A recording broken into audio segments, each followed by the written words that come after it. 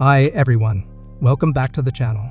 Today, I'm going to show you how to install Delta Executor for Roblox on your iPhone or iPad without jailbreak and no computer needed. And yes, it's a direct install on your iDevice. First, open Safari and go to applejr.xyz.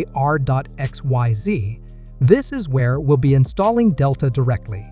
Once you're on the site, click Cert tab and you'll find Delta Executor Installer. Tap on it to open the install page. You can use Install 1 or Install 2.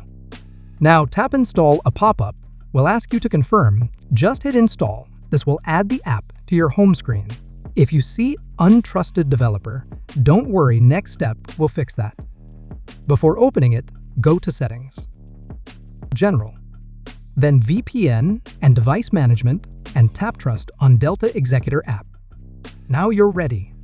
Launch Delta Executor and start using your Roblox scripts directly on your device.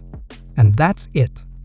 If you found this helpful, make sure to like, subscribe, and turn on notifications. Let me know in the comments if you want a full tutorial on using Delta scripts.